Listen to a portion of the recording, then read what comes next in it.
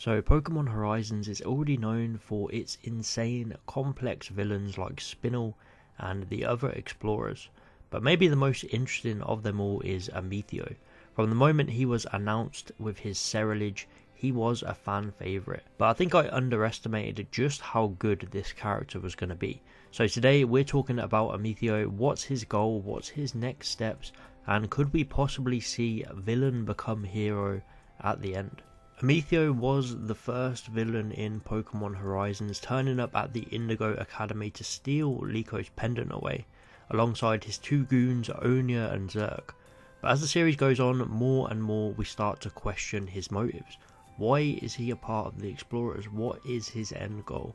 And I think a lot of this was answered in episode 65, where Lico and Amethio are stuck in a cave together, forced to get along, and for the first time really open up to each other, which is crazy 65 episodes after this dude was literally trying to rob her.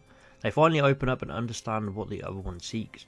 We start to see the pressures that Amethio is put under. We hear about how he wants to please his grandfather Gibeon, he wants to do right by the Explorers. It just seems like a typical case of a big bad evil dude is manipulating his student family member to do his bidding and blindly follow him. But slowly as the series has gone on, he strays further and further from the Explorers.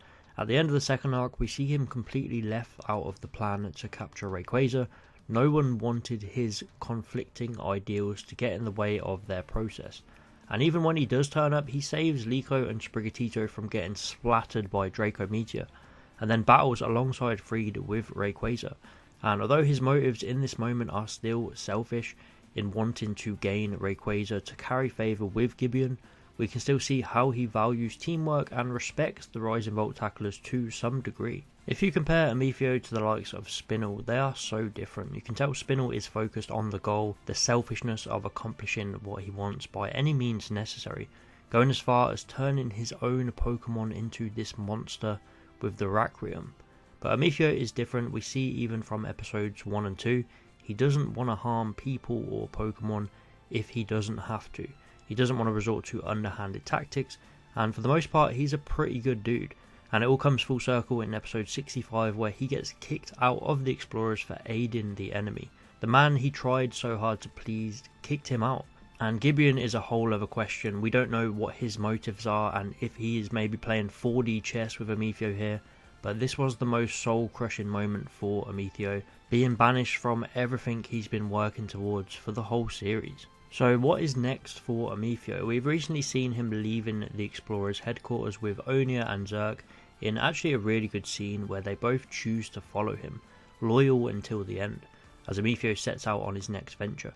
But what exactly is he going to be doing next? I feel like it's going to be your typical anti-hero arc, where he doesn't straight up join the Rising Volt tacklers, but he reluctantly helps out. We've seen it done in the past in so many other series: Piccolo, Vegeta, Zuko, Nico Robin to some extent, characters who leave the bad guys and eventually down the line end up joining the good side.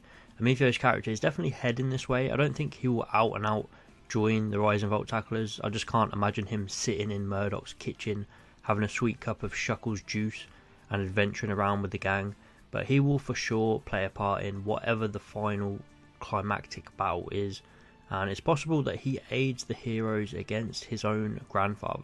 And it's been mentioned a few times that Amethio's father turned against Gibeon, and it's all going to be connected to Lucius. I don't think we'll fully get all the answers until we know the deal with Gibeon and Lucius, but it seems like Amethio is following in the footsteps of his father and turning against the Explorers.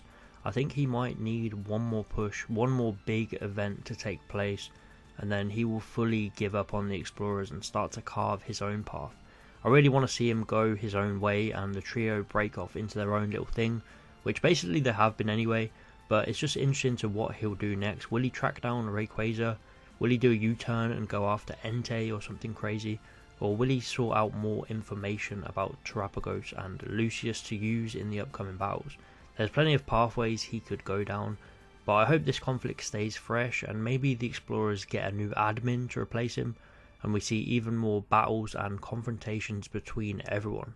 Also, for the love of God, please give Amethio a new Pokemon. I absolutely love Ceruledge, but I feel like he should have had a new one by now, considering he started with Ceruledge and Corviknight. and we've had nothing new since the beginning. So let me know what you think is next for this character. I'm really interested to what everyone else thinks. I really think when all is said and done, Amethio could be an iconic Pokemon character. People mention Zuko a lot, and I gotta agree, he could be up there with a similar switch of sides trope that we all know and love in anime. His character brings so much intrigue to the series, and I'm really looking forward to seeing where his character goes.